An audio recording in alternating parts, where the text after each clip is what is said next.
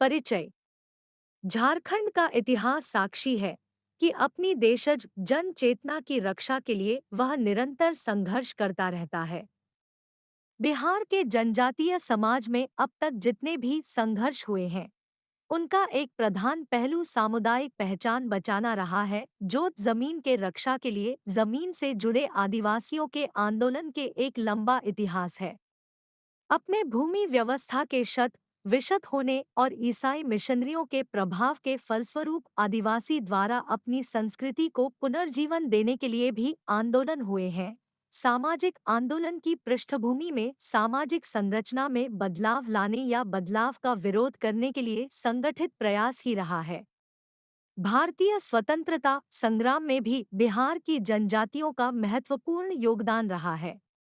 1857 का सिपाही विद्रोह वस्तुतः राष्ट्रीय स्तर पर अंग्रेजी शासन के विरुद्ध स्वतंत्रता की पहली लड़ाई मानी जाती है, किंतु इसके पूर्व भी स्थानीय या क्षेत्रीय आधार पर आंदोलन हुए हैं। बिहार की जनजातियों ने अपनी समस्याओं, शोषण, उत्पीड़न व जुल्म से विवश और व्यथित होकर अंग्रेजी शासन और उसके समर्थन तत्वों जैसे जमींदार, महाजन अमला, पुलिस आदि के विरुद्ध विद्रोह किया है। 1789 से 1831-32 के बीच अनेक जनजातीय आंदोलन हुए हैं, जिनके लिए खूंटी कट्टी व्यवस्था के विघटन के प्रति प्रतिशोध की भावना मुख्य रूप से उत्तरदायी रही है। 1831 में कोल विद्रोह हुआ। मुंडा ही उराव आदि सभी विद्रोह के केंद्र रहे। मानसून में भी भूमिजों का विद्रोह हुआ। इस विद्रोह के दौरान गांव लूटे गए, जलाए गए तथा पुलिस, सैनिक और नागरिक मारे गए। ब्रिटिश राज के शुरू के 100 सालों में नागरिक विद्रोहों का सिलसिला किसी खास मुद्दे व स्थानीय असंतोष के कारण चलता रहा। 1763 से 1856 के बीच देश भर में अंग्रेजों के विरुद्ध 40 से ज्यादा बड़े विद्रोह तो हुए। छोटे पैमाने पर तो इनकी संख्या बेशुमार है। धार्मिक नेताओं ने भी विद्रोह के झंडे लहराए। ऐसे ही कुछ विद्रोह बिहार की जनजातियों द्वारा हुए। दरअसल अधिकांश जनजातीय विद्रोहों में उनके जातीय हित की बुनियादी कारण रहे हैं। जनजातियों में संथालों का विद्रोह सबसे जबरदस्त था। भारत से अंग्रेजों को भगाने के लिए यह प्रथम जनक्रांति थी जो संथाल हूल के नाम से प्रसिद्ध हुई। बिहार की जनजातियों में संथालों की संख्या सबसे अधिक है। इनका मुख्य निवास स्थल संथाल परगना है, जो छोटा नागपुर के उत्तरी पूर्वी छोर पर स्थित है। इनकी बहुलता के कारण ही संथाल परगना नाम दिया गया है। छोटा नागपुर के उत्तरी पूर्वी छोर पर स्थित है। इनकी बहुलता के कारण ही संथाल परगना नाम दिया गया है। छोटा नागपुर में प्रवेश के बाद संथालों ने इसी क्षेत्र को अपना आवास स्थल बनाया। संथाल परगना तब भागलपुर कमिश्नरी का अंग था। हजारीबाग और वीरभूम जिले में संथाल बहुत पहले आ बसे थे। इन्हीं इलाकों से आकर ये संथाल परगना में आ बसे थे। यहाँ के मूल निवासी भोले भाले पहाड़िया की ओर से कोई खास विरोध नहीं हुआ। जंगल को साफ कर खेती के लायक जमीन तैयार करते गए, गांव बसाते गए। मेले के विचारानुसार से सर्वप्रथम 1790 से 1810 के बीच यहाँ बसे। इनकी आवाजाही जारी रही।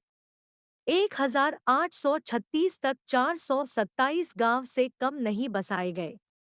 1851 तक यहाँ संथाली के 1473 गांव बस चुके थे, जिनकी आबादी लगभग 82,795 हो गई थी।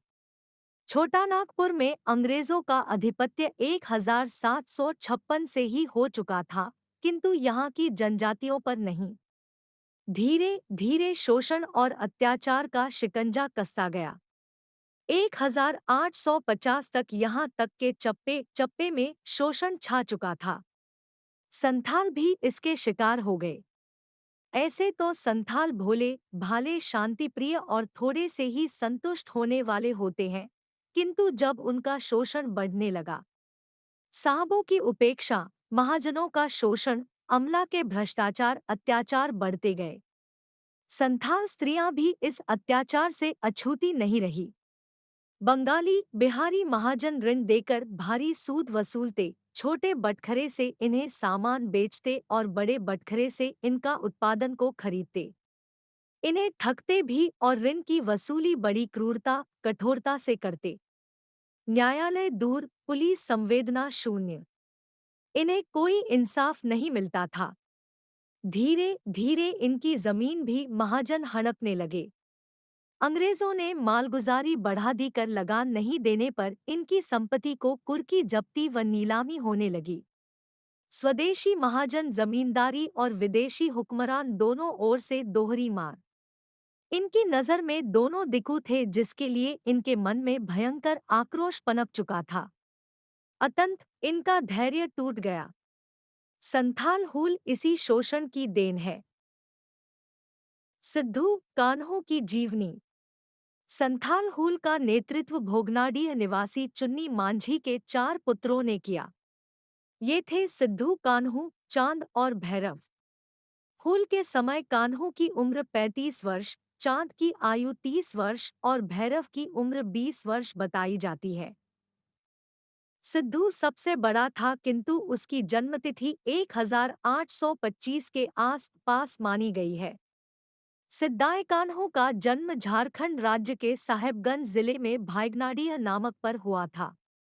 सिद्धू कान्हो ने शोषण के विरुद्ध विद्रोह करने का संकल्प ले लिया तो जन समूह को एकजुट करने तथा एकत्रित करने के लिए परंपरागत ढंग से अपनाया।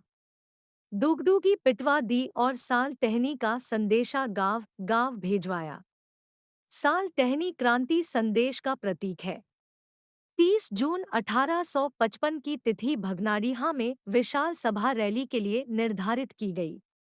तीर धनुष के साथ लोगों को सभा में लाने की जिम्मेवारी मांझी परगनाओं को सौंपी गई। संदेश चारों ओर फैल गया। दूरदराज के गांवों से पदयात्रा करते लोग चल पड़े। तीर धनुष और पारंपरिक हथियारों से लैस कोई 20,000 संथाल 30 जून को भगनाडीह पहुंच गए। इस विशाल सभा में सिद्धू कान्हो के अंग्रेज हमारी भूमि छोड़ के नारे गूंज उठे। कभी तिलक ने कहा था, स्वाधीनता हमारा जन्मसिद्ध अधिकार है। नेताजी सुभाष चंद्र बोस ने कहा था, तुम हमें खून दो, मैं तुम्हें आज़ादी दूंगा। और गांधी ने नारा दिया था, करो या मरो। इनसे पहले ही उसी तर्ज पर सिद्धू ने ललकारा था, करो या मरो, अंग्रेजों हमारी पार्टी छोड़ दो। सिद्धाय कान्हो का नारा था, अबुआ राज अबु दिशाएं। जैसा कि ऊपर दिया गया है, इसलिए जून 1930 का ये संथाल हुल दिवस मनाया जाता है। इस दिन शहीदाए की शहादत है। सिद्धू का लोकतंत्र में विश्वास था। उसने समझ लिया था कि केवल संथालों द्वारा जन आंदोलन संभव नहीं है, इसलिए औरों का भी सहयोग लिया। इस विद्रोह में अन्य लोग भी जैसे कुम्हार, चमार, ग्वाला, तेली, लोहार, डोम और मुस्लिम भी शामिल हो गए। सिद्धू कान्हो ने हूल को सजीव और सफल बनाने के लिए धर्म का भी सहारा लिया। मरांग गुरु मुख्य देवता और जाहिर एस मुख्य देवी के दर्शन और उनके आदेश अबुआ राज स्थापित करने के लिए की बात को प्रचारित कर लोगों की भावना को उभारा।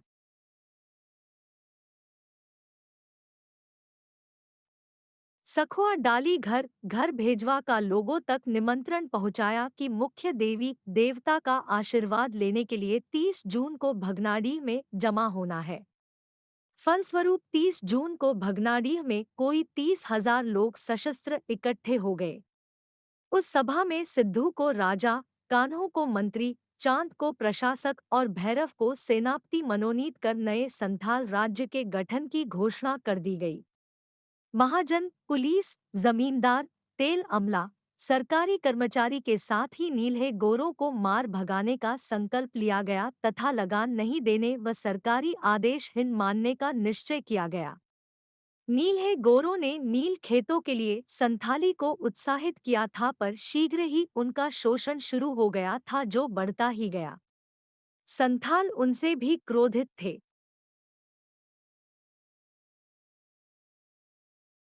इसी समय एक घटना घटी। रेल निर्माण कार्य से जुड़े एक अंग्रेज ठेकेदार ने 3 संथाली मजदूरों का अपहरण कर लिया। यह आग में घी का काम किया। क्रांति की शुरुआत हो गई। कुछ संथालों ने अंग्रेजों पर आक्रमण कर दिया। 3 अंग्रेज मारे गए और अपहृत स्त्रियां मुक्त कर ली गई। हूल यात्रा शुरू हुई तो कलकत्ता की ओर बढ़ती गई। गांव के गांव लूटे गए, जलाए गए और लोग मारे जाने लगे।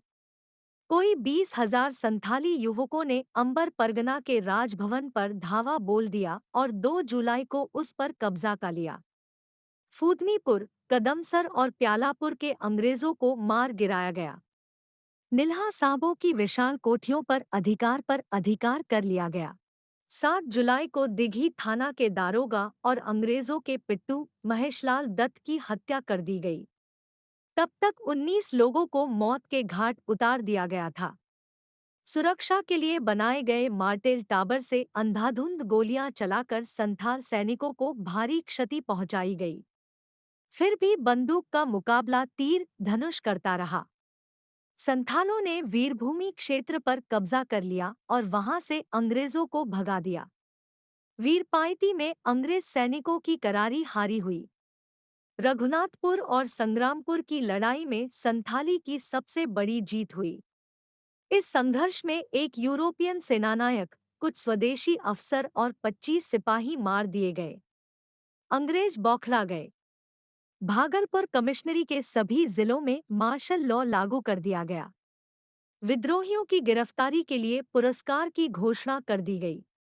उनसे मुकाबला के लिए भी जबरदस्त बंदोबस्त हुआ। बढ़ैत की लड़ाई में चांद भैरव कमजोर पड़ गए और जब अंग्रेजों की गोलियों के शिकार हो गए। अब अंग्रेजों ने सिद्धू कान्हू के कुछ साथी लालच में आकर अंग्रेजों से मिल गए। गद्दारों के सहयोग से आखिर उपरबंदा गांव के पास कान्हू को गिरफ्तार कर लिया गया। बढ़ैत में 19 अगस्त को सिद्धू को भी पकड़ा गया। मेहर शकवार्ग ने उसे बंदी बनाकर भागलपुर जेल ले गया। दोनों भाइयों को खुलेआम फांसी दे दी गई। सिद्धू को बढ़ैत में जिस स्थान पर दरोगा मारा गया था और कान्हू को भगनाडी में ही फांसी पर चढ़ा दिया गया। इसके साथ ही संथाल विद्रोह का सशक्त नेतृत्व समाप्त हो गया।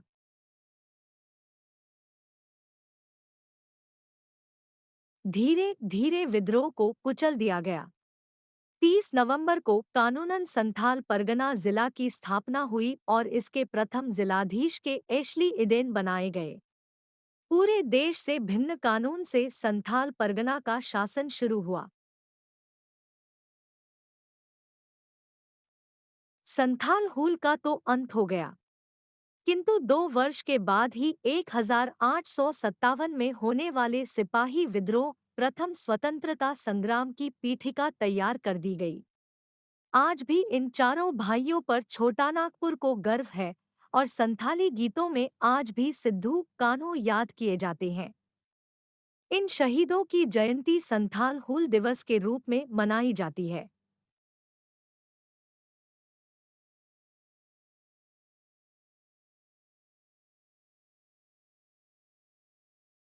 Thanks for watching.